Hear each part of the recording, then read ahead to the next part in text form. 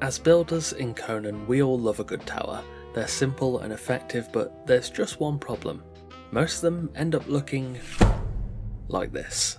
How do we make our towers better? Today I'll be showing you exactly how to do that, so without further ado, let's get building. It's vital that we first touch briefly on shape. Towers typically take two forms, cylinders and cuboids.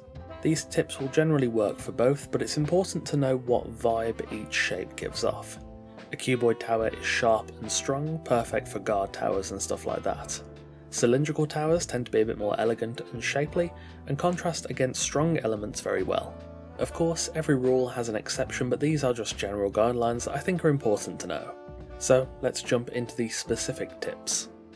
Firstly, trims. This is the process of adding fences, crenellated walls or wall trims at varying layers to add a little visual break and flair. If you have the arcane building pieces, all you have to do is put them on the walls as the final part of your construction. I tend to put them on the ground level of each floor, and they help to add a bit of segmentation to stop your tower looking like one huge blob. Outside of that, another really good option are fences and crenellations, but they are a touch more complicated. First, you want to place a pass-through piece like a stable gate frame, place the fence or crenellation inside, and then a wall or window of your choice to replace the pass-through piece. A pass-through piece is something that essentially allows you to place a fence or a crenellation and then have it remain there when you replace said pass-through piece with the wall. There are multiple of them in game currently, some of them are a bit better than others, and the full list is as follows: ACEA support frames, stable gate frames, Turanian wall arches, and Yamatai tower flat arch walls. I generally prefer the ACEA support frames as they are the thinnest and easiest to work with, but they're all roughly about the same. Using fences or crenellations in this fashion generally works best with Numidian crenellations, but can work to a varying degree of success with any fence that is a bit chunkier than the standard.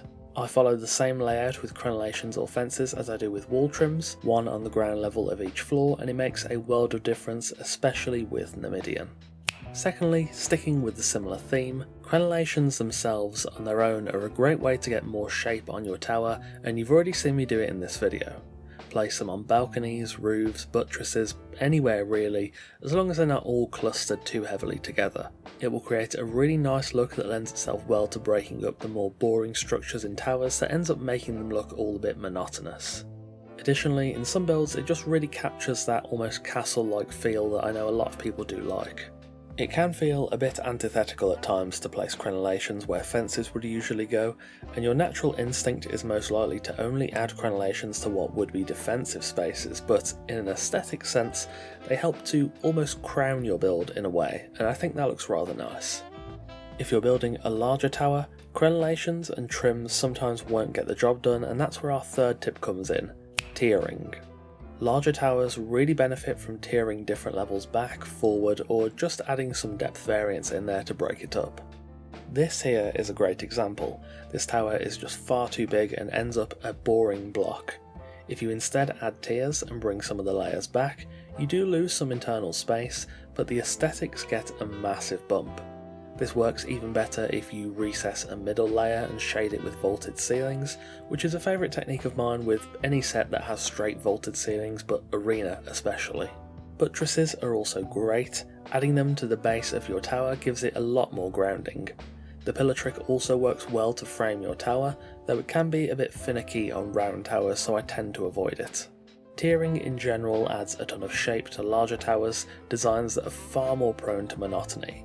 Also, if you want to get videos like this, news, lore and more early, check out the home of the esteemed Coffee Cultists over on Patreon, where you can support my channel directly and get early videos, wallpapers, video credits and more.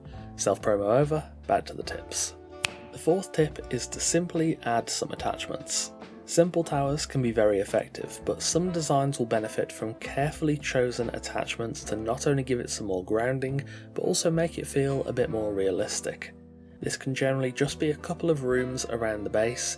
You can use them for whatever purpose, be that storage or living space or whatever, but a few choice buildings at the base of the tower can really help to improve the base, especially if you make sure they're nicely balanced and don't swamp or overshadow the tower itself.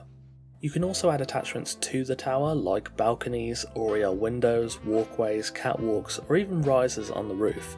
Anything that adds shape is generally good to go, so long as it doesn't throw off the balance of your tower.